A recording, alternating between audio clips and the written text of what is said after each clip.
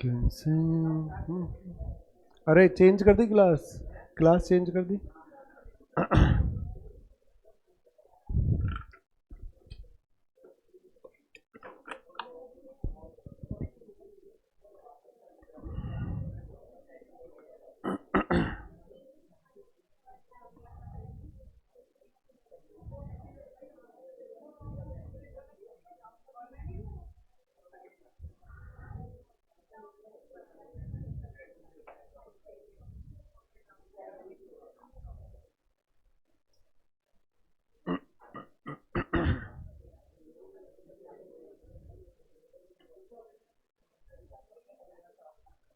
चलो बच्चों, हरे कृष्णा। बेटा लास्ट क्लास में अब इधर हरे कृष्ण।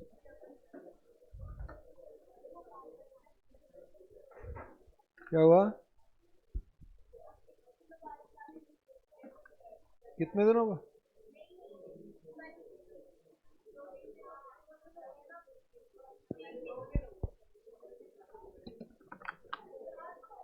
बेटा 2 ही दिन तो हुए हैं खाली।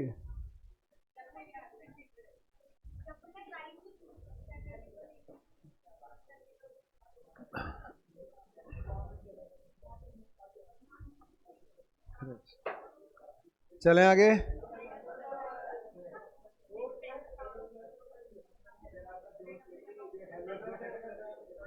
ये हेलो कर रहा था।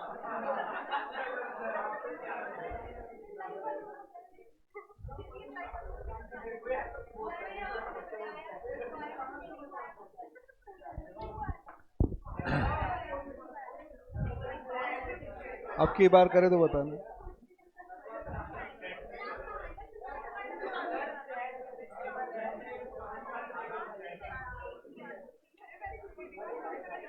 हरे कृष्णा बच्चों, हरे कृष्णा बेटा। आज क्या चक्कर है, यहाँ भी और यहाँ भी आज एकदम इतने सारे। कितने हैं आपके registered total student?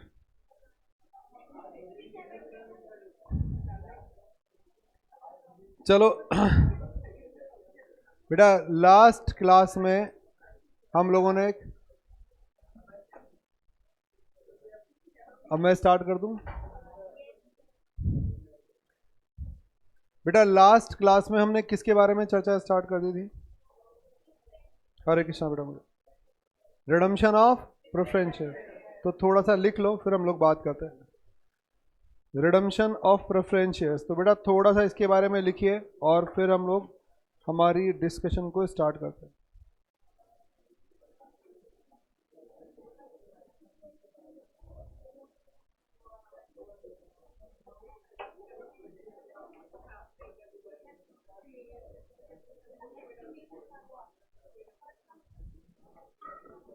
Redemption of preferential, chapter 7।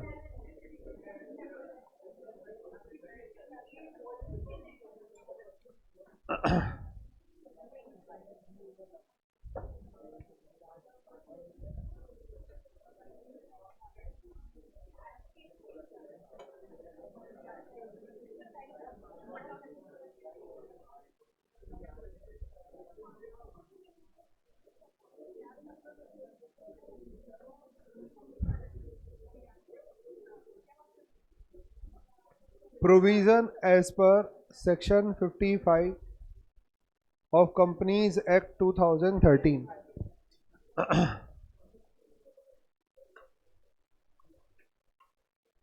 बेटा अब हलचल बंद। अब आप, मैं डिक्टेट भी करता जा रहा हूँ, अगर पीछे प्रॉब्लम आए तो आप लिखते जाओ बेटा। रिडम्पशन क्या है अभी मैं समझा दूंगा, पहले आप नोट कर लो। Redemption of preference shares, provision as per section 55 of companies act 2013, only fully paid up preference shares can be redeemed by company. Only fully paid up preference shares can be redeemed by company.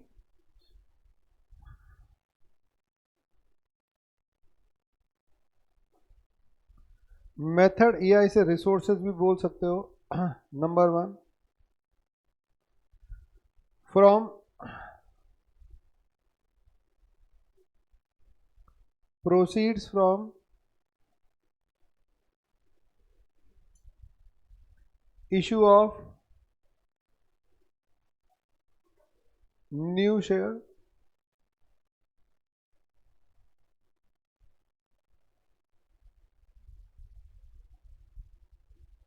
Proceeds from issue of new share और bracket में मैंने लिखा है either equity और preference. ठीक है ना. E means equity and P represents for आपका प्रेफरेंस. अगर फुल फॉर्म लिखनी है तो आप लिख लीजिएगा. Second, out of free profits, out of free profits. Number 3, combination of above two,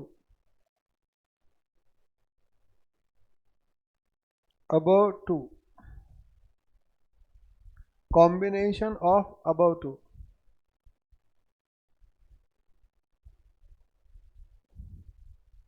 तो ये आपका मेथड या रिसोर्सेज हो गया.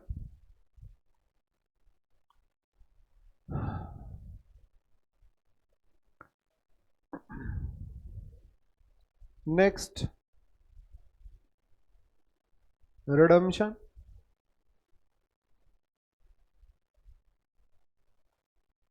Can be at par or at premium.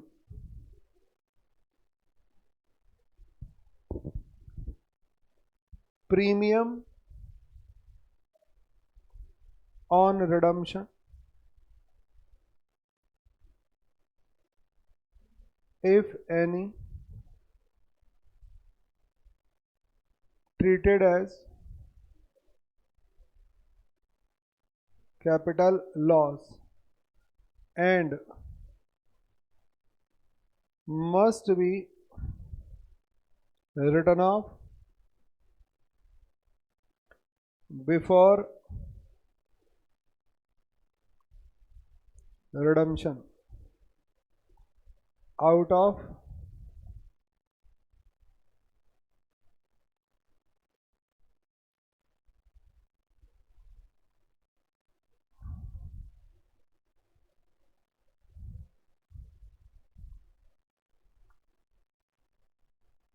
securities premium, out of securities premium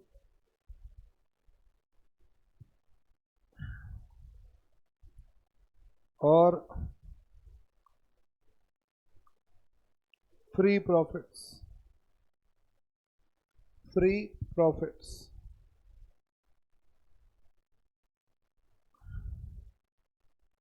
Free profits.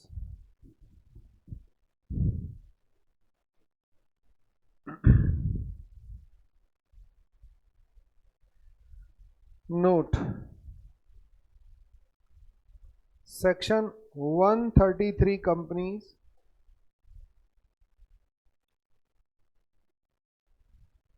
cannot be utilized securities premium for writing of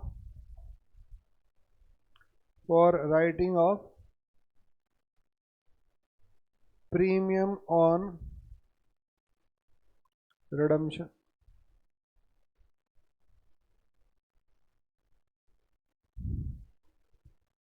क्या है दिमाग मत लगाना, केवल लिखते जाओ.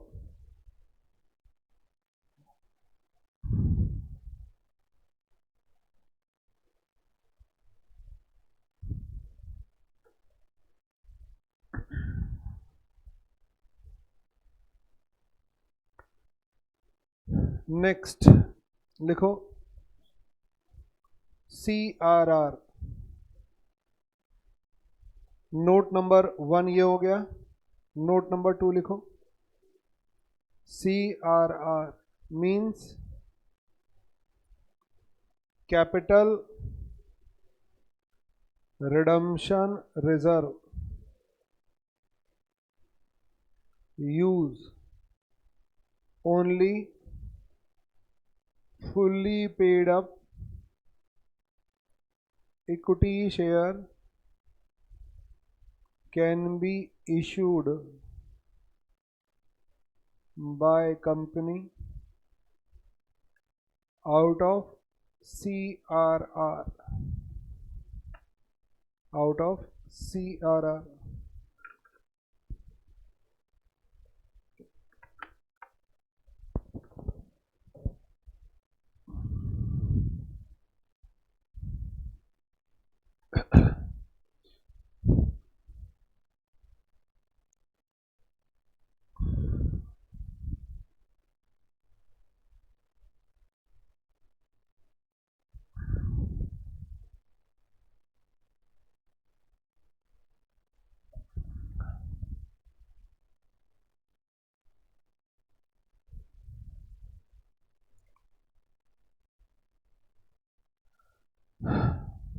लिख लिया? अब बेटा क्या लिखा है एक बार इसको समझने की कोशिश करते हैं, फिर हम आगे की बात करेंगे। और मैं लास्ट क्लास में आपको शायद बता कर गया था, तो बुक्स तो लाए होंगे आप लोग कि ये जब टॉपिक स्टार्ट करना है। बेटा एक बुक दे देना। एक हाँ है क्या एक्स्ट्रा?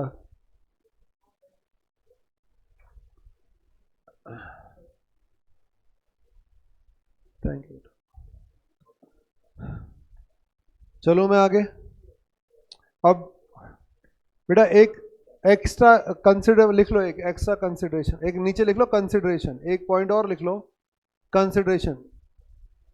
ये आप दिमाग में रखना, मैं लिखवा देता हूँ, कभी कभी क्वेश्चन में ये परेशान करती है। डिबेंचर प्रोसीड्स, एक पॉइंट और लिख लो इसमें, डिबेंचर प्रोसीड्स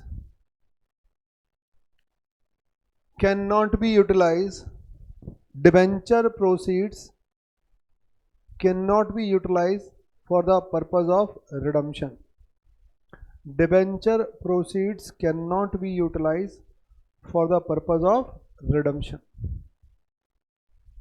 हमने एक एक्स्ट्रा पॉइंट लिख लिया, हालांकि ऊपर की बातों से सेंस ये निकल कर आएगा जब आप समझोगे तो, लेकिन फिर भी मैंने नोट करा दिया। Debenture proceeds can not be utilise for redemption purpose. चलो ये क्या है, अब इनको वन बाय वन समझने की कोशिश करते हैं। हटा दूँ अब इसे, तो अब आप देखो ये लिखा हुआ क्या है। बेटा आप कॉपी पेन रख दो, आप सामने देखो, और सुनने और समझने की बहुत एलिमेंट्री टॉपिक है, बहुत बेसिक टॉपिक है। मेरे हिसाब से इसका जो वेटेज है बेटा 5 नंबर का है, 5 नंबर से ज़्यादा आता नहीं है, लेकिन एग्जाम में इन्होंने इस पर 16 नंबर तक का क्वेश्चन पूछा हुआ है। सर 16 नंबर का कैसे? बेटा इसको बताओ क्या करते हैं, एक दो टॉपिक के साथ मर्ज कर लेते हैं। जैसे आपके वो नहीं हो गया, बोनस वाला छोटा सा टॉपिक हो गया, आ गया, ये छोटे छोटे 2-3 टॉपिक ऐड करके एक बड़ा क्वेश्चन बना देते हैं, आ गया। तो इसका मतलब है तो बहुत एलिमेंट्री बात है, लेकिन हाँ जब बड़ा क्वेश्चन आ जाता है तो हमें फिर दिक्कत आती है। तो इसलिए ध्यान से सुनना, और इसे मैं आने वाली 2 क्लास में भी निपटा सकता हूँ और 8-10 क्लासें भी लग सकती है। तो बेटा हम लोग बताओ क्या लगाएंगे इसमें, समय लगाएंगे, क्योंकि सॉल्व करना एक अलग बात है और समझ में, और वो समझाने में आपको पता है 1-1.5 घंटा वैसे निकल जाएगा फालतू की बातों में। तो सर हम सो जाएंगे जब तक? बेटा नहीं, ये फालतू की बातें आपको आगे क्लियरिटी देंगी। तो फिर आपको कुछ आगे मुझे समझाने की, मैं पहली दूसरी क्लास में इतनी ज़्यादा मेहनत इसीलिए कर देता हूँ, फिर आगे मेरी हेडक खत्म हो जाती है, फिर उनकी हेडक ही रहती है जो सोते रहते हैं बीच में, फिर उनका तो बेटा कोई इलाज है भी नहीं, ना मेरे पास ना किसी और के पास। चलो कॉपी पेन रख दो, पानी वानी पी लो, खाना वाना खा लो, और अब ध्यान से सुनते रहो बस। अब आपका सुनने सुनने का ही काम है बस, और सुन के हाँ में हाँ मिलाते जाओ बस। आपको पता है मुझे ना सुनने की आदत है नहीं, और मैंने सुना है आजकल, चलो चलो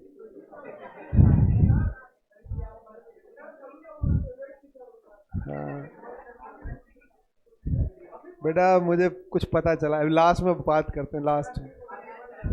नहीं, अरे नहीं नहीं, तुम्हारा पता है मुझे। बेटा लास्ट के 5 मिनट क्यों नहीं रहे? मेरे 5 मिनट फिर मुझे कंट्रोल करने में मुझे अगले 5 मिनट और लग जाते हैं। तो बहना है ही नहीं, बहना है नहीं, तेरे बारे में नहीं, पूरी क्लास। कुछ पंगे वंगे लेते घूम रहे हो तुम लोग। अरे ये एसी के मुद्दे में फंस गए। यह मुद्दा महंगाई बेरोजगारी का चल रहा है, तुम दूसरे मुद्दे पे उलझ रहे हो। आओ बेटा ये बताओ ये क्या है? ये गोला, ठीक है ना? और कौन सा गोला? बर्फ का। कलर गेरो, ये ले ना, मैं तो काला ही करूंगा। अरे पानी वानी पी लिया? मैंने तो मजाक किया था, आधे लोग बोतल लेके बैठ गए। अब रख दो, अब ध्यान से सुनो, मुद्दे की बात है। अब आपका थोड़ा सा मनोरंजन भी हो गया। अब बेटा काम की बात ध्यान से सुन लेना। जितना तुम बकवास ध्यान से सुनते हो ना, उतनी शिद्दत से वो देख बोतल झूठी करके बेटा ऊपर से पी ले, बच्चा थोड़ी है उसे।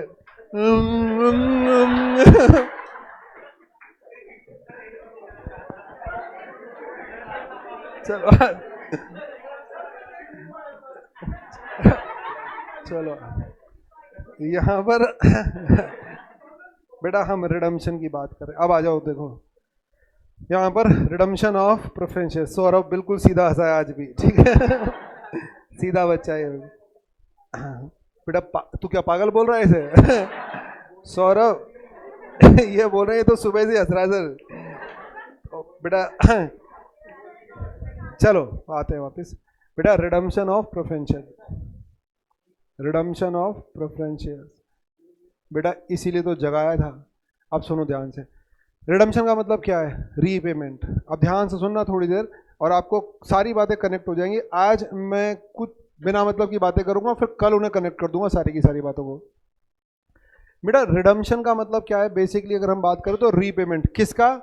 प्रेफरेंस शेयर कैपिटल का। अगर आपकी बैलेंस शीट में बताओ क्या रखा है बेटा? बट ऑब्वियस है, इक्विटी शेयर कैपिटल और प्रेफरेंस शेयर कैपिटल है। 100 रुपी या 200 रुपी और 100 रुपी। बताओ अगर आपका कैपिटल स्ट्रक्चर ये है, ठीक है, तो ये कैपिटल स्ट्रक्चर बदलना नहीं चाहिए। कब तक? जब तक गोइंग कंसर्न चल रहा है बेटा, कैपिटल स्ट्रक्चर चेंज नहीं होना चाहिए। ये बताओ अगर आपने इसे रीपे कर दिया, प्रेफरेंशियल कैपिटल को रीपे कर दिया, क्यों रीपे कर दिया? क्योंकि कंपनी, सर रीपेमेंट क्यों करेंगे बेटा? क्योंकि कंपनीज एक्ट क्या बोलता है? आपको प्रेफरेंस शेयर कैपिटल को रिडीम करना होगा with in 20 year. Irredeemable preference share capital can not be issued by the companies in India. साफ मना किया हुआ कंपनी लॉ ने, आपने पढ़ रखा होगा, नहीं पढ़ा तो मैं बता रहा हूं आपको। तो बेटा जब आपको रिडीमेबल प्रेफरेंस शेयर इशू करने, तो कंपनी एक्ट ही क्या बोल रहा है? आपको रीपे करना है इसे 20 साल के अंदर। 5 साल, 10 साल, 15 साल, मैक्सिमम 20 साल, एक्सेप्शनली 30 साल होता है, तो वो मैं बात नहीं कर रहा। तो 20 साल में मुझे रीपे करना है बेटा। जब ये रीपे करोगे तो बताओ क्या होगा? यहां से कैपिटल गई। अच्छा कैपिटल का इसका पैसा आया हुआ रखा है या नहीं रखा? अरे पैसा तो रखा है, कोई एहसान थोड़ी कर रहे हो आप उसको 100 रुपए देकर। उसका बताओ बैलेंस शीट की असेट साइड ऑलवेज उसकी लाइबिलिटी साइड से रिप्रेजेंट होती है। 100 रुपए लिए थे तो 100 रुपए इसके पड़े हैं, बोलो समझ में आ गया? 100 रुपए आज क्या कर रहे हो आप? इन्हें आप वापस लौटा रहे हो, कोई एहसान नहीं कर रहे इन पर। आपने कमिट किया था कि 20 ईयर के लिए पैसा चाहिए, और या लेस देन 20 ईयर जो भी रहा होगा, आपको जो भी रिडम्पशन टर्म के लिए पैसा चाहिए, और उस ड्यूरेशन में आप क्या देते रहोगे? इन्हें डिविडेंड देते रहोगे, और आफ्टर सर्टेन पीरियड इन्हें विद प्रिंसिपल रीपे कर दोगे। तो आज वो समय आ गया, तो आज आपको इनका रीपेमेंट करना है। अब बताओ इनके रीपेमेंट पर कौन परेशान हो जाएगा बेटा? आउटसाइडर, क्योंकि वो तो बैलेंस शीट में अपना पैसा लगाकर बैठे हैं। समझ में आ गया? ये लोग बताओ क्या नहीं होने देंगे? रीपेमेंट नहीं होने देंगे। भाई साहब अगर इनको रीपे करना है तो पहले हमें दे दो, कैपिटल का पैसा पहले नहीं जाएगा। आज आप इनको रीपे कर रहे हो, कल को इक्विटी को रीपे कर दो। हम तो बैठे के बैठे रह गए, ओनर बिजनेस से बाहर निकल गया, हमने थोड़ी बिजनेस किया था। बिजनेस तो जिन लोगों ने किया था वो तो बाहर चले गए। तो बेटा इनका रीपेमेंट ये नहीं होने देते। और ध्यान रखना, एक भी कंपनी में अगर आउटसाइडर डिससेटिस्फाइड है, वो सेटिस्फाई नहीं है, तो वो बताओ क्या कर सकता है, कंपनी के लिक्विडेशन के लिए अप्लाई कर सकता है। तो बेटा कंपनी के बोर्ड ऑफ डायरेक्टर को सीधा सा इंस्ट्रक्शन है, या तो इस आदमी को चुप कर दो। अब चुप चुप का मतलब समझ रहे हो, पेमेंट कर दो। चुप करने का मतलब कहीं आप, ठीक है ना, या तो इसको सेटल कर दो, अगर सेटल नहीं कर रहे तो फिर लिक्विडेशन में चले जाओगे। तो आउटसाइडर का उद्यम मचाना खतरनाक हो सकता है कंपनी के लिए। अब बताओ इनका रिडम्पशन कंपनी अपनी मर्जी से कर रही है क्या? बेटा कौन फोर्स कर रहा है? लॉ बोल रहा था 20 साल से ज़्यादा आप इशू नहीं कर सकते, और बेटा आज 20 साल पूरे हो गए तो मुझे तो रीपे करना है। ये बताओ, एक सिंपल सी गणित है, आपके एक फ्रेंड ने बिजनेस स्टार्ट किया, बेटा वो आपसे बोल रहा है कि भाई मुझे 1 करोड़ रुपए दे दे। समझ में आ गया? हाइपोथेटिकली मान लो आप दे सकते हो, क्या दिक्कत है? हमारी तो जिंदगी अजम्पशन पर चल रही है, हम बचपन से अज्यूम करते आ रहे हैं। तो लेट अस अज्यूम, तो ये भी अज्यूम कर लो आपके दोस्त ने आपसे 1 करोड़ मांगे। मुझे ये बताओ आप क्या सोचोगे? बेटा ब्याज, वो तो मुझे समझ में आ रहा है, भूख का टाइम हो गया तो तुम्हें प्याज दही यही दिखाई देगा। बेटा लॉजिकली बात करो ना, हंसी मजाक की बात ना ना ना। बेटा उस आदमी ने बिजनेस के लिए आपसे 1 करोड़ मांगा, तो पता है आप क्या बोलोगे? पहले ये बता तेरा कितना लगा हुआ है। आप सोचो ना लॉजिकली, मैं बेटा जिस कॉन्टेक्स्ट में बात कर रहा हूं आप उस संदर्भ में जाओ ना, आपके इधर उधर भाग जाते हो। मैं कैपिटल स्ट्रक्चर की बात कर रहा हूं। ये बताओ अगर किसी ने मुझसे, मैं कैपेबल हूं 1 करोड़ देने में, मान लो हम कैपेबल है 1 करोड़ देने में, हमारे फ्रेंड ने कहा कि भाई बिजनेस के लिए 1 करोड़ चाहिए, तो आप कैपेबल हो, बहुत अच्छा फ्रेंड है, कोई दिक्कत नहीं है। बताओ आप पहले क्या पूछोगे? भाई तेरा कितना लगा हुआ है? वो बोल रहा है मेरे तो 50 लाख लगा रखे हैं। क्या दोगे क्या? बेटा कभी नहीं दोगे, चाहे कितना भी अच्छा दोस्त हो वो आपका। भाई साहब बिजनेस तू कर रहा है, तेरे खुद के तो 50 लाख लगे हुए हैं, और मेरे कितने लगवा रहा है उसमें? 1 करोड़ रुपए, जिसके बारे में मैं जानता ही नहीं, मैं क्यों लगा दूं 1 करोड़ रुपए? कल को बेटा मुसीबत आ गई तो फंस जाऊंगा मैं, तो मैं क्यों लगाऊंगा? इसका मतलब सिंपल सी गणित ये है, मैं पैसा नहीं लगाऊंगा चाहे मेरा कितना भी अच्छा दोस्त हो, चाहे मेरी कैपेबिलिटी क्या हो, कुछ भी हो। सिचुएशन नंबर 2, बेटा मेरे दोस्त ने मुझसे 1 करोड़ मांगे। अगेन मेरा वही सवाल था, मैंने बता तेरे कितने लगे हुए हैं? तो बोल रहा है मेरे 10 करोड़ लगे हुए हैं। अब बताओ 1 करोड़ दे दोगे? खुद कितने लगा कर बैठा है? 10 करोड़। अगर कल को कोई प्रॉब्लम हुई तो बेटा ये फंसेगा, मैं थोड़ी फंसूंगा। अगर मान लो सिचुएशन ये है, बैलेंस शीट में ये है 10 करोड़ कैपिटल है, 1 करोड़ मैं हूं, तो 11 करोड़ है। असेट कितनी बर्बाद होगी? अरे 50% भी बर्बाद हो गई तो प्रायोरिटी पर मुझे पेमेंट होगा, कैपिटल का पेमेंट तो बाद में होगा। बेटा लॉ बना हुआ है कैपिटल का पेमेंट लास्ट में होता है, पहले आउटसाइडर का पेमेंट होता है। मैं तो ये मान रहा हूँ 50% भी, हालांकि बर्बाद नहीं होगा 50%, लेकिन वर्स्ट से वर्स्ट सिचुएशन भी मान लो तो कहीं ना कहीं बताओ मैं प्रोटेक्टेड फील कर रहा हूं। क्यों? क्योंकि मुझे पता है अगर ये कंपनी नुकसान में भी चलेगी तो प्रायोरिटी पर मुझे पेमेंट होगा। तो बताओ मेरा फोकस क्या है as a investor? As an investor मेरा फोकस क्या है? बेटा कैपिटल स्ट्रक्चर। समझ में आ रहा है? वो बदलना नहीं चाहिए, क्योंकि मैंने पेमेंट, मैंने इस कंपनी को जो फाइनेंशियल सपोर्ट किया है वो किसे देखते हुए किया है? कैपिटल स्ट्रक्चर को देखते हुए किया है। अगर आप इस स्ट्रक्चर को बदलना चाहते हो तो पहले क्या कर दो? मुझे रीपे कर दो। बात समझ में आ रही है? पहले मुझे रीपे कर दो। भाई साहब मैंने इस स्ट्रक्चर को देखकर पैसा दिया है, तुम्हारे कहने पर नहीं दिया, तो या तो मुझे रीपे कर दो, और रीपे नहीं करते तो कैपिटल स्ट्रक्चर को मेंटेन रखो। बोलो बात समझ में आ गई? कैपिटल स्ट्रक्चर मेंटेन, रीपे नहीं कर रहे कोई दिक्कत नहीं है, कैपिटल स्ट्रक्चर मेंटेन रखो। ये कैपिटल स्ट्रक्चर बदलना नहीं चाहिए जब तक मैं बैठा हूं। क्या बात समझ में आ रही है? अब बेटा कंपनीज के सामने मैंने आपको बता दिया इन्वेस्टर की थॉट क्या होती है। ये थॉट किसको पता है? कंपनी लॉ को पता है। बेटा कंपनी लॉ ने आपके सामने एक प्रोविजन बना दिया, बताओ क्या? 20 साल में रिडीम करना। उसके पीछे भी रीजन थे, अब मैं फालतू की डिस्कशन नहीं करूंगा वरना बहुत लंबा हो जाएगा। उसके पीछे भी काफी रीजन थे। कंपनी एक्ट ने कहा कि साहब प्रेफरेंशियल 20 साल में रिडीम होंगे। अब मेरी सिचुएशन देखो, मैं फंस गया। यहां पर इक्विटी शेयर होल्डर है 200 करोड़ रुपी और प्रेफरेंस शेयर कैपिटल है 100 करोड़ रुपी। ये बताओ जितने भी यहाँ पर आउटसाइडर हैं, डिवेंचर होल्डर हैं, क्रेडिटर्स हैं, बैंक लोन है, एक्सेट्रा, जो भी आप नाम लेना चाहो, बताओ उन्होंने इस कंपनी को उधार दिया होगा किसके बिहाफ पर? इस कैपिटल स्ट्रक्चर के। भाई 300 करोड़ रुपए तो ओनर का लगा हुआ है, हम इतना दे देते हैं, कोई दिक्कत नहीं है, हम सेफ हैं, कल को कोई दिक्कत भी होगी तो हम सेफ हैं, क्योंकि पहला पेमेंट हमें किया जाएगा। लेकिन बेटा अब सिचुएशन कुछ बदल गई, कंपनी लिक्विडेशन में तो जा नहीं रही, कंपनी बर्बाद थोड़ी हुई है, लेकिन बताओ पहला पेमेंट इनको भी नहीं कर रही, किसको कर रही है? क्यों? लॉ बोल रहा है साहब मैक्सिमम 20 ईयर। अब क्यों बोल रहा है? मैं उस झंझट में नहीं जा रहा, क्योंकि मैं तो रिडम्पशन पढ़ा रहा हूं। तो ये 20 साल में रिडीम होना है, तो मैंने अभी आपको दो सिचुएशन बताई। पहला, पहले हमें पे कर दो, जो नहीं होने वाला। क्यों? क्योंकि कंपनी बंद नहीं हो रही, कंपनी की असेट्स बिक रही, कंपनी जो काम कर रही है उसे कंटिन्यू कर रही है, तो इनको तो पेमेंट होगा नहीं। फिर दूसरा, इनको सेटिस्फाई रखने की दो तरीके हैं, कैपिटल स्ट्रक्चर मत बदलो, मत बदलो। समझ में आ रहा है?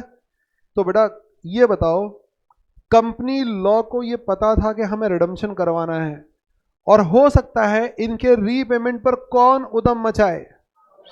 ये आउटसाइडर उद्यम मचाए। तो बताओ कंपनी एक्ट ने इसके साथ साथ प्लस में एक प्रोविजन और एक्सप्लेन कर दिया। बताओ क्या? बोलो। रिडम्पशन प्रोविजन सेक्शन 55 में। बोलो आ गया समझ में? रिडम्पशन प्रोविजन और एक्सप्लेन कर दिए। जब आप रिडम्पशन करो तो बताओ क्या करना? बोलो। मैंने कहा ना दो में से एक काम करना। नालायक को कनेक्ट करो क्या ध्यान से, कोई सत्संग चल रहा है या? दो में से एक काम करना है, या तो रीपे करना है। मैं बार बार बोल रहा हूं कंपनी बंद नहीं हो रही, रिडम्पशन भी लॉ में है। और रिडम्पशन पर बताओ सेक्शन 55 बना दी। सेक्शन 55 क्यों बनाई? बेटा ये कैपिटल स्ट्रक्चर मेंटेन करें, क्योंकि मैं रीपे नहीं करूंगा इन्हें, कंपनी बंद नहीं हो रही। बोलो समझ में आ गया? तो कंपनी एक्ट ने बोर्ड ऑफ डायरेक्टर को एक काम तुरंत बता दिया, भाई साहब रिडम्पशन तुम्हें करना पड़ेगा, क्योंकि हमें इस शेयर को बचाना है। मैंने कहा ना 20 साल में क्यों करना है, उसके अलग रीजन है, तो रिडम्पशन करना है। दूसरी चीज एक बात और दिमाग में रखना, हो सकता है बोर्ड ऑफ डायरेक्टर इस बात को नजरअंदाज कर देते, तो बताओ उन्होंने क्या बना दिया? ये भी कानून बना दिया। और इस सेक्शन 55 में 55 में क्या मेंशन है? ये कैपिटल स्ट्रक्चर नहीं बदलेगा। बोलो आ गया समझ में? क्योंकि मैं इनके पेमेंट की बात नहीं कर सकता, कंपनी बंद नहीं हो रही, क्योंकि कंपनी बंद होगी तो असेट्स बिकेगी, तब जाके पेमेंट होगा। इनको मैंने किसी को 6 महीने के लिए कहा है, किसी को 2 साल के लिए कहा है, किसी को 3 साल के बाद पेमेंट करने के लिए कहा है। तो भाई साहब कंपनी बंद थोड़ी कर रहा हूं, इनको तो इनके टाइम पर ही पे करूंगा। इसका टाइम आ गया तो फिर इन लोगों को खुश रखने के लिए बताओ मैं क्या करूंगा?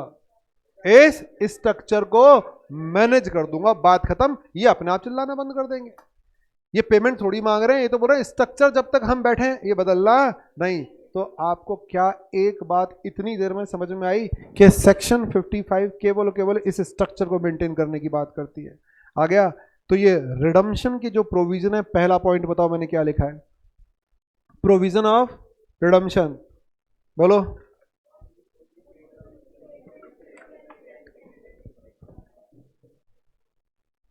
फर्स्ट में मैंने लिखा है बेटा provision of redemption section 55 of companies act 2013।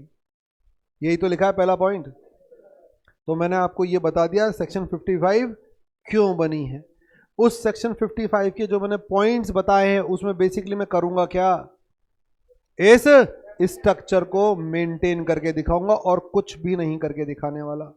क्या ये बात कनेक्ट हुई? पहला ही पॉइंट लिख बताया मैंने, अभी तक और कुछ नहीं बताया। यहां तक क्लियर सबको? बेटा ध्यान से सुना ना, चैप्टर परमानेंटली क्लियर हो जाएगा। तो इसीलिए इतना समय लगा रहा हूं, ध्यान से सुनते रहना। मैं वरना क्वेश्चन को लाके भी दिखा सकता हूं। बेटा ऑनलाइन वाले बच्चों यहां तक कनेक्ट हो गई सारी बातें, जल्दी से वाई एंटर करो, फिर मैं आगे की बात करूं। जल्दी से बेटा, समय नहीं है। चलो मैं आगे। तो मैंने एक मोटी मोटी बात बता दी, सेक्शन 55 केवल और केवल कैपिटल स्ट्रक्चर की बात करता है। चलो अब आते हैं, एक बेसिक बात उसने की, point number 1, only fully paid up preference share can be redeem. तो ये तो आपको भी पता है, शेयर बताओ क्या होगा? फुल्ली पेड अप ही होगा। लेकिन उन्होंने मोस्टली बताओ शेयर हमेशा क्या होते हैं? प्रैक्टिकली फुली पेड अप ही होते हैं, पार्टली पेड अप नहीं होते। लेकिन बताओ कंपनीज एक्ट में प्रोविजन है कि आप पार्टली पेड अप इशू कर सकते हो। तो उन्होंने एक बात पर आपका फोकस बताया कि बेटा अगर 100 रुपये का शेयर है और 90 रुपये मांगे गए हैं तो बताओ इसका रिडम्शन होगा क्या? नहीं। उन्होंने इनडायरेक्टली पता है क्या बोला? रिडम्शन से पहले सारे के सारे पैसे मांगे जा चुके होने चाहिए। आ गया? शेयर फुली पेड अप होना चाहिए। तो शेयर फुली पेड अप ही होता है। नेक्स्ट दूसरा पॉइंट बेटा, मेथड यानी रिसोर्सेज। आप रिडम्शन कितने तरीके से कर सकते हो? 3 तरीके से। नंबर 1 बोलो क्या? Proceeds from new issue, either equity और प्रेफरेंस। ये बताओ, सिंपल सी बात मैं आपको समझा रहा हूं। सेक्शन 55 बोलती है भाई साहब प्रेफरेंस ये क्या है? आपकी इक्विटी शेयर कैपिटल।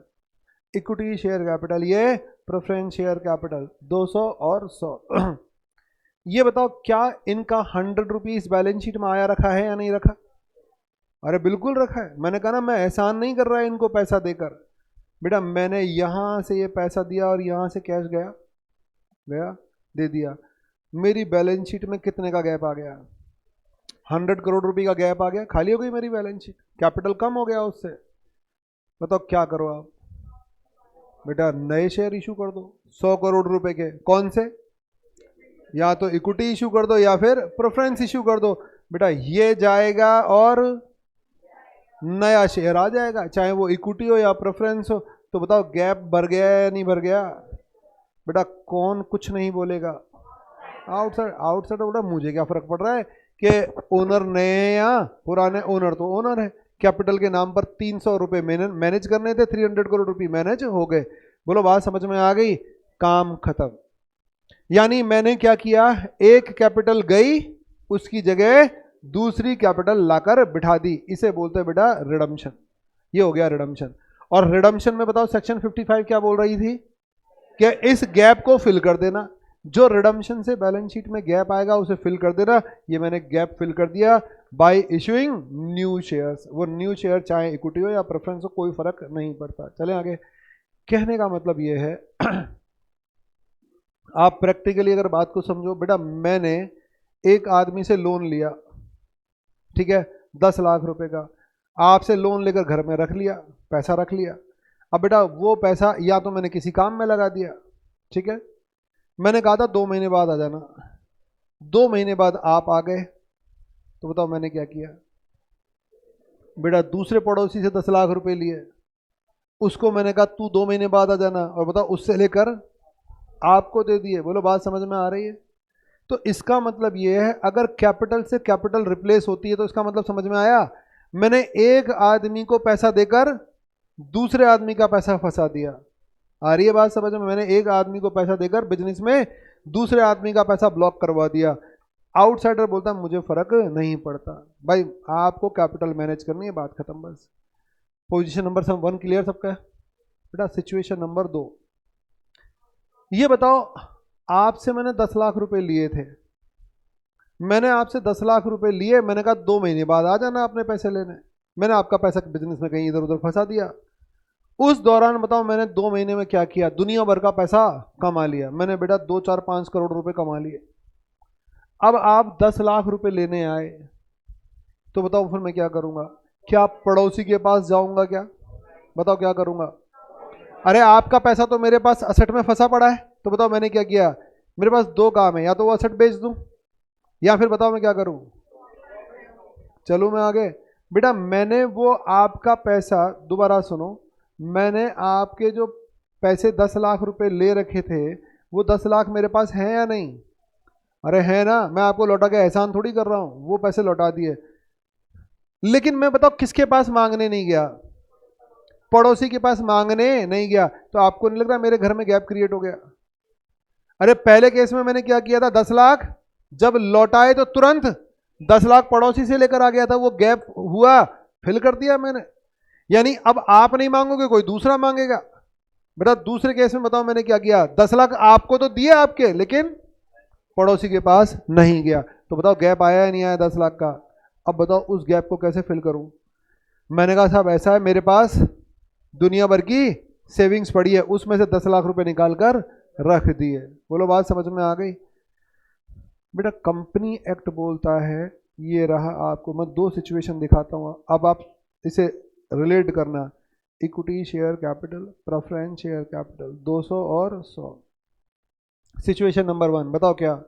अरे इनका पैसा आया हुआ रखा है, लौटा दिया, काम खत्म। बताओ ये शेयर गया और नया शेयर आ गया, नया शेयर कैपिटल आ गया 100 रुपए का। चलें आगे, एक गया दूसरा आके बैठ गया। सिचुएशन यानी मैंने एक से लोन दिया और दूसरे से लोन ले लिया एक तरीके से। सिचुएशन नंबर 2 बेटा बैलेंस शीट है, ये क्या है यहाँ पर? Equity share capital, reserve and sorry preference share capital, preference share capital 200 रुपये 100 रुपये। और बताओ मेरे पास क्या है? दुनिया भर के रिजर्व एंड सरप्लस। और कौन से reserve? Free reserve, free reserve की बात कर रहा हूँ। अच्छा ये फ्री रिजर्व क्या होता है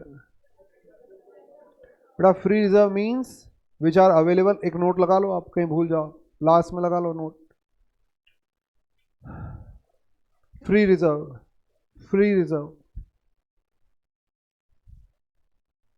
free reserve means which are available for dividend distribution purpose.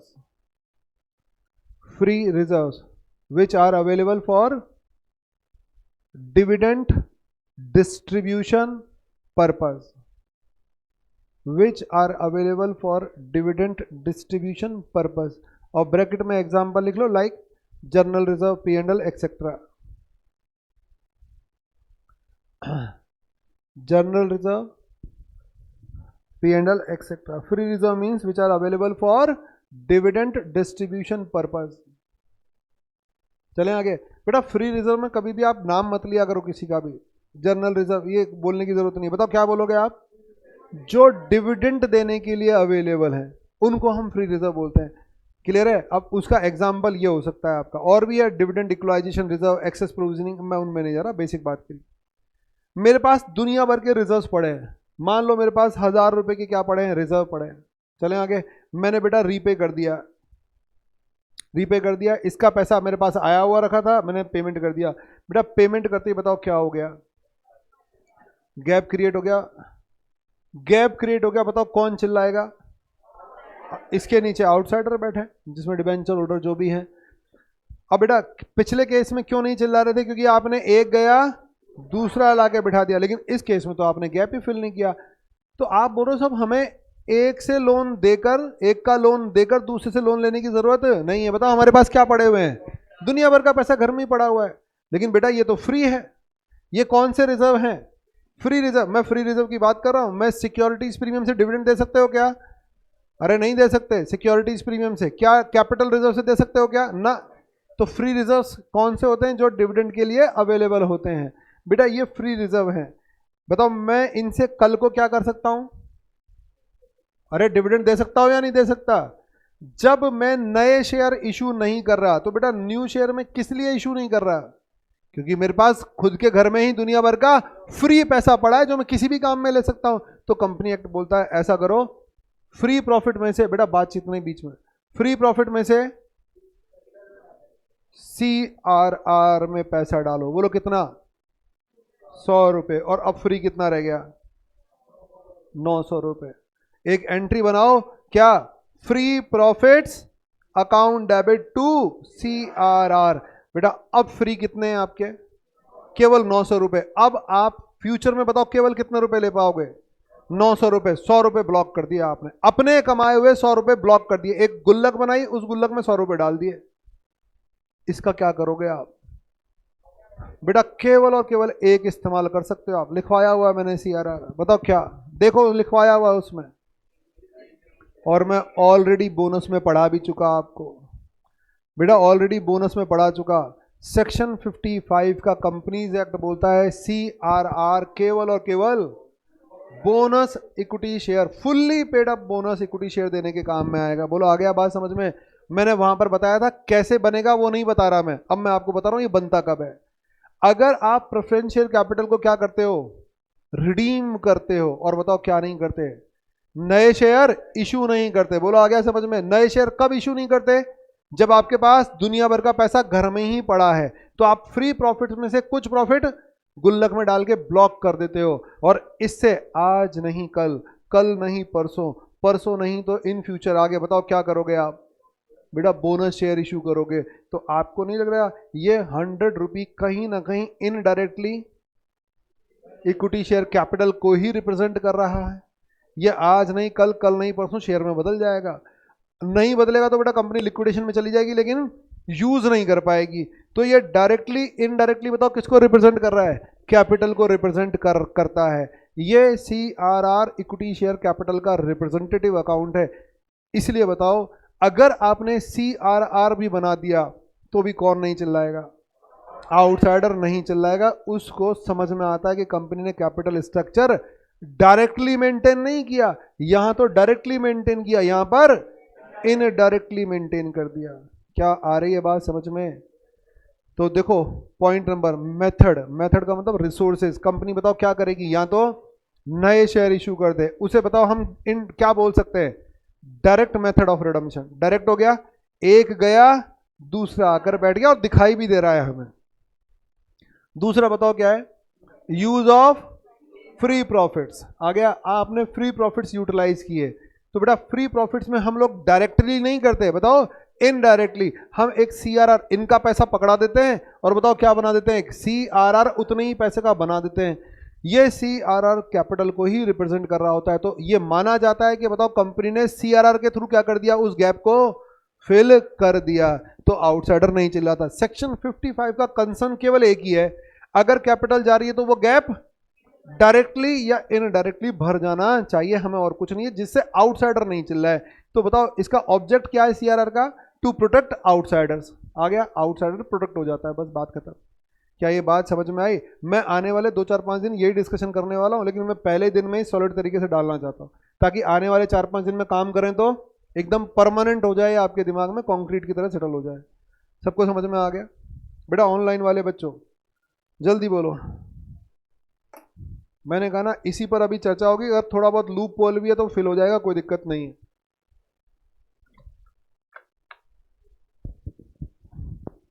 कहीं ना कहीं मोटी बात समझ में आ गई। गैप आएगा, रिडम्पशन से गैप फिल करना है। क्यों करना है? आउटसाइडर नहीं चिल्लाए। गैप दो तरीके से फिल होता है, या तो डायरेक्टली या इनडायरेक्टली। ठीक है ना? ये एक तो सीधा दिखाई देता गैप फिल हो गया, दूसरा सीधा दिखाई नहीं देता। एक बार चलो, पहला पॉइंट क्या था?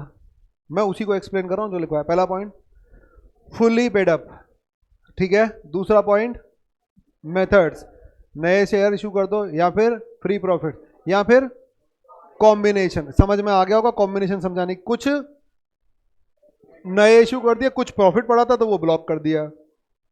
ठीक है, आगे क्या लिखा है बेटा? रिडम्पशन किस पर हो सकता है? पार पर और प्रीमियम पर। होना किस पर चाहिए? पार पर। भाई साहब प्रीमियम पर क्यों होना चाहिए? पार पर होना चाहिए। मैंने ये बताओ बैलेंस शीट में कितना दिखा रखा है? बेटा ऑनलाइन वाले बच्चों जो मैंने लिखवाया मैं उसी का एक्सप्लेनेशन दे रहा हूँ एक बार। बेटा इक्विटी शेयर कैपिटल कितना है? 200 रुपये। प्रेफरेंस शेयर कैपिटल कितना है? 100 रुपये। बताओ मैंने कितने रुपए लिए? बेटा मैंने चाहे प्रीमियम पर इशू किया हो, मुझे कोई लेना देना नहीं है। मैं किसकी बात नहीं कर रहा आपसे। अगर कई बच्चों के दिमाग में कंफ्यूजन होता है, बेटा मैं डिस्काउंट पर तो इशू नहीं कर सकता ना, तो हटाओ। 100 रुपये इशू लिए, बताओ दूंगा कितने? 100 रुपये। 110 रुपये इशू किया यानी प्रीमियम पर इशू किया, बताओ दूंगा कितने? बेटा 100 ही दूंगा। ध्यान रखना, प्रीमियम देना मेरी मजबूरी नहीं है। रिडम्पशन एट पार ही होगा, चाहे मैंने इशू किसी भी प्राइस पर किया हो। ये 100 की जगह 110, आपने मेरी कंपनी की वैल्यू थी, मार्केट रेपुटेशन थी, उस भरोसे दे दिया आपने, लेकिन मैं रीपे 100 ही करूंगा एज पर लॉ। कानून मुझे प्रीमियम पर रिडम्पशन करने के लिए फोर्स नहीं करता। मैंने आपसे चाहे कुछ भी लिया हो, मैंने 20 साल तक बताओ आपको क्या दिया? डिविडेंड दिया। अब मैं क्या दूंगा आपको? 100 का 100 लौटा दूंगा। बेटा बैलेंस शीट में मैं लाइबिलिटी बताओ, अगर मैंने 100 में इशू किया तो भी लाइबिलिटी कितनी बनाऊंगा? अगर 110 में भी इशू किया तो भी लाइबिलिटी 100। ध्यान रखना 10 रुपए सिक्योरिटीज प्रीमियम में चला जाएगा, वो मेरा फायदा होता है। चलो मैं आगे, तो मुझे लौटाने कितने हैं? 100 रुपये रीपे करने हैं। यानी रिडम्पशन किस पर करना है? पार पर। कभी कभी कंपनी बताओ रिडम्पशन किस पर कर देती हैं? प्रीमियम पर। आ गया, वो 110 में। अच्छा रिडम्पशन प्रीमियम पर क्यों कर रही है? बेटा पैसा है, एक्स्ट्रा पैसा है, दिखा रही है हमारे पास पैसा है। बेटा एक आदमी के पास एक्सेस में मनी है तो बताओ क्या करेगा वो? अरे शो करेगा नहीं करेगा? गाड़ी में आएगा, फटी जीन्स पहनेगा, गरम कुत्ता खाएगा, समझ में आ रहा है, सारे ऊट पटांग काम करेगा अगर उसके पास पैसा है। और पैसा नहीं है तो फिर वो सज्जन बन के रहेगा, हमारी संस्कृति से जुड़ा रहेगा। हमारी संस्कृति को बचा ही मिडिल क्लास या लोअर तबके ने रहा है, ये ऊपर वाले ने तो प्योर बर्बाद कर रखा है। मॉडर्नाइजेशन के नाम पर नंगापन, फूहड़पन, जो दिखा सकते हैं, जो अपनी औकात दिखा सकते हैं वो करने पर तुले हुए हैं। पैसा है इसलिए कोई कुछ बोल भी नहीं पाता। हमारी सभ्यता और संस्कृति को इन लोगों ने ही बर्बाद कर रखा है। मिडिल क्लास और गांव, अगर हमारी थोड़ी भी संस्कृति बची है ना बेटा, केवल और केवल गांवों की वजह से बची है, वरना तो सब बर्बाद कर दिया। अगर गांव खत्म हो जाए ना तो ये मान के चलो सभ्यता और संस्कृति के नाम पर किसी को पता ही नहीं हो कि क्या होता है यहाँ पर।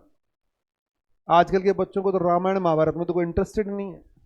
उनको हनी सिंह पूछ लो, उनको एक बोतल वोडका और टोटका पता नहीं क्या क्या करते रहते हैं। ये फालतू बकवास करवा लो, ना उन्हें रामायण के बारे में ज़्यादा जानकारी, ना महाभारत के बारे में, और ज्ञान पिलवा लो उनसे दुनिया भर का। आई एम मॉडर्न, तेरी ऐसी की तैसी। तो ये बताओ मैं एक्स्ट्रा दूंगा कब? जब मेरे पास एक्स्ट्रा। बेटा शो ऑफ भी तो करती है कंपनियां, हालांकि ये कुछ और बातें हैं, फाइनल में आके सारी चीजें बदल जाएंगी, लेकिन यहां पर आप मान के चलो मैं जो स्टेटमेंट दे रहा हूं वो 100% रॉन्ग है, लेकिन फिर भी आपके पॉइंट ऑफ व्यू से अभी यही सही है, क्योंकि आप वो बातें नहीं समझ पाओगे। बेटा कंपनी 10 रुपए एक्स्ट्रा इसलिए दे रही है कि इन फ्यूचर बताओ फाइनेंसिंग इजीली हो जाए। आपके दिमाग में क्या रहेगा, कंपनी ने 100 रुपए लिए और 20 साल तक डिविडेंड टाइम से दिया, और जब देने की बारी आई तो 100 नहीं, देने 100 थे, लेकिन वो आदमी मुझे 110 देकर चला गया, तो आपको नहीं लगेगा कंपनी बढ़िया है? तो बेटा इन फ्यूचर कंपनी जब फाइनेंसिंग डिमांड करेगी तो इजीली पब्लिक भागेगी ऐसी कंपनी के पीछे, शेयर ओवर सब्सक्राइब होगा ऐसी कंपनियों का, क्योंकि सबको पता है ये लोग तो एक्स्ट्रा पेमेंट करते हैं। समझ में आ गया? ये बताओ कंपनी एक्स्ट्रा देगी कब? जब उसे दुनिया भर के रिजर्व एंड सरप्लस, क्योंकि ध्यान रखना लिए कितने थे मैटर नहीं करता, देना हमेशा क्या होता है, एज पर लॉ पार। बेटा 100 रुपए देने हैं आपको, अगर 110 रुपए दे रहे हो तो बेटा आप ये बताओ 100 की जगह 10 दे रहे हो तो 10 क्या हो रहा है आपका? अरे लॉस हो रहा है आपका, जबरदस्ती दे रहे हो साहब, आप बिना मतलब ही दे रहे हो, बनती नहीं आपकी लाइबिलिटी। किसी को 100 रुपए देना, जबरदस्ती 110 पकड़ा के आ रहे हो केवल अपने नेम एंड फेम के चक्कर में, तो ये बेटा लॉस है। कंपनी एक्ट बोलता है प्रीमियम हम नहीं बोल रहे दे रहे हो तो। अगर आपने रिडम्पशन एट पार भी कर सकते हो, रिडम्पशन एट प्रीमियम भी कर सकते हो, वो आपकी चॉइस है प्रीमियम। लेकिन अगर आपने प्रीमियम पर रिडम्पशन किया तो देखो मैंने क्या लिखवाया है, ट्रीटेड एज कैपिटल लॉस। बेटा ये नुकसान है आपका, और नॉर्मल नुकसान नहीं है, रेवेन्यू लॉस नहीं है, बिजनेस का लॉस नहीं है, ये तो अचानक हो गया आपकी इंटेंशन से, तो ये कैपिटल लॉस है और मस्ट बी रिटर्न ऑफ। ध्यान रखना रिडम्पशन से पहले से क्या करके दिखाओगे, राइट ऑफ करके दिखाओगे। ऐसा नहीं है कि मन में आ गया आपने पेमेंट कर दिया। आप बताओ कहां से राइट ऑफ किया, तो बताओ आपके पास क्या होने चाहिए? बेटा रिजर्व एंड सरप्लस होने चाहिए। मेरी जेब में फायदा पड़ा होगा तभी तो नुकसान को अफोर्ड कर पाऊंगा मैं, और वो भी ये नहीं कि मेरे पर थोपा गया है, मैंने मेरी मर्जी से नुकसान उठाया है। तो बेटा इस लॉस को आपको राइट ऑफ करना पड़ेगा। ये लॉस कहां से राइट ऑफ होगा? नंबर 1 सिक्योरिटीज प्रीमियम से राइट ऑफ होगा। आ गया? सिक्योरिटीज प्रीमियम आपने सेक्शन 52 पढ़ा होगा लॉ का। बेटा उसमें 5 इस्तेमाल हैं, और 5 में से मैं पांचों के नाम नहीं ले रहा, 5 में से एक क्या है, company premium on redemption of preference share अगर देती है, प्रीमियम देती है, तो बताओ उसको क्या कर सकती है, राइट ऑफ कर सकती है out of securities premium. Law में पढ़ा होगा, नहीं पढ़ा तो अब पढ़ लेना। बात समझ में आ गया? मान लो आपके पास सिक्योरिटीज प्रीमियम नहीं है, बेटा बाउंड रिजर्व है, तो प्रायोरिटी पर क्या काम में लोगे? आपके पास 2 रिजर्व पड़े हैं, सिक्योरिटीज प्रीमियम और फ्री प्रॉफिट्स, और आपने 100 की जगह 110 दे दिए तो आपको 10 का लॉस हो गया। तो पहले अरे बाउंड ही तो लोगे, बाउंड नहीं है तो फिर फ्री ले लो। बात समझ में आ गई? तो ये बताओ कंपनी अगर बेटा इक्विटी शेयर कैपिटल 100 रुपये और प्रेफरेंस शेयर कैपिटल 100 रुपये, तो कंपनी अगर बेटा पार पर रिडीम करे, मेरी बात ध्यान से सुनना, पार पर रिडीम करे, तो बताओ बैलेंस शीट में गैप कितने का आएगा? अरे 100 रुपये का आएगा, बैलेंस शीट में गैप 100 रुपये का आएगा। अब सोच समझ के बोलना, अगर प्रीमियम पर रिडीम करे तो बैलेंस शीट 110 में करे, तो बताओ बैलेंस शीट में गैप कितने का आएगा? सोच समझ के बोलना बेटा, अभी भी 100 का ही आएगा। मैं वही तो समझा रहा हूं, आप अपनी मर्जी से एक्स्ट्रा दे रहे हो। बैलेंस शीट में कोई लायबिलिटी पड़ी नहीं है बेटा, बैलेंस शीट में तो 100 रुपए की लायबिलिटी ही बता रही है। बोलो बात समझ में आ रही है? तो ये जो आप एक्सेस दे रहे हो ना, ये लायबिलिटी है ही नहीं आपकी बैलेंस शीट में, इसीलिए तो बेटा इसे हम क्या बोल रहे हैं, लॉस बोल रहे हैं। तो कहने का मतलब ये है, जो सेक्शन 55 है वो किसकी बात करती है बेटा, गैप को फिल करने की बात करती है। बोलो आ गया समझ में? वो प्रीमियम देने की बात नहीं करती, वो इतना बोलती है अगर तुम प्रीमियम दे रहे हो तो जबरदस्ती दे रहे हो, और जबरदस्ती दे रहे हो तो उसे राइट ऑफ करके दिखा देना। वो गैप नहीं है बैलेंस शीट में जो तुम्हें फिल करना पड़ेगा। बात समझ में आ रहा है? तुम अपनी मर्जी से दे रहे हो तो इसे राइट ऑफ करके दिखा देना। राइट ऑफ कहां से करोगे, सिक्योरिटीज प्रीमियम या फ्री प्रॉफिट्स। क्या बात समझ में आई? ये मोटी मोटी बात है जो मुझे आने वाले 4-5 दिन में करनी है, लेकिन मैं पहली क्लास में एक बार सब कुछ दिखा रहा हूं ताकि मैं इन पर बात करूं तो ये चीजें पक्की होती चली जाए। नेक्स्ट ये बताओ, अगर मैंने एक पॉइंट और लिखवाया, सेक्शन 133। बेटा सेक्शन 133 में कंपनीज वो होती हैं जिनको अकाउंटिंग स्टैंडर्ड्स फॉलो करने होते हैं। अब आपको उससे मतलब नहीं है क्या होती है, इतना सा दिमाग में रखना। सेक्शन 133 की कंपनीज जिन पर सेक्शन 133 एप्लीकेबल होता है, जो एएस फॉलो करती हैं, आ रहा है समझ में? बेटा उन कंपनीज के लिए एक प्रॉब्लम है। बताओ उनके लिए सिक्योरिटीज प्रीमियम के 5 नहीं 4 इस्तेमाल है। बेटा कंपनी लॉ उनको बताओ किसके लिए प्रोहिबिट करता है, वो उनको बोलता है अगर किसी कंपनी जो सेक्शन 133 जिन पर एप्लीकेबल होता है, वो बताओ सिक्योरिटीज प्रीमियम का premium on redemption of preference share, यानी इसे राइट ऑफ करने में काम नहीं लेंगी। चलें आगे। तो इसका मतलब बेटा मैं अगर कंपनीज को क्लासिफाई करूं तो एक कौन सी कंपनीज हो गई जिन पर सेक्शन 133 एप्लीकेबल होता है, और एक जिन पर नॉट एप्लीकेबल होता है। अगर जिन पर एप्लीकेबल होता है तो एज पर लॉ बताओ कितने वो सिक्योरिटीज प्रीमियम के 4 इस्तेमाल कर सकती है, लॉ नहीं मना कर रखा है। और जिन पर एप्लीकेबल नहीं होता वो 5 इस्तेमाल कर सकती है। बोलो आ गया? मेरा टॉपिक है प्रीमियम को राइट ऑफ कर सकती है। तो जो सेक्शन 133 की कंपनी है बताओ उनके लिए प्रीमियम अगर दे दिया उन्होंने रिडम्पशन पर, तो बताओ उसको लॉस को राइट ऑफ करने का उनका सोर्स क्या है, केवल और केवल फ्री प्रॉफिट्स। आ गया? वो प्रीमियम को हाथ नहीं लगा सकती, कंपनी लॉ ने मना। अब क्यों मना कर रखा है वो मेरा कंसर्न नहीं है, मैं लॉ उतना ही बताऊंगा जितना मेरी अकाउंटिंग में काम आएगा, मैं लॉ नहीं पढ़ा रहा आपको। लेकिन अगर कंपनी पर 133 एप्लीकेबल नहीं होता तो वो पहले सिक्योरिटीज प्रीमियम लेंगी और फिर फ्री प्रॉफिट्स लेंगी। क्या बात समझ में आई? बेटा ऑनलाइन वाले बच्चों बोलो ये वाली बात समझ में आई जो मैंने बोली?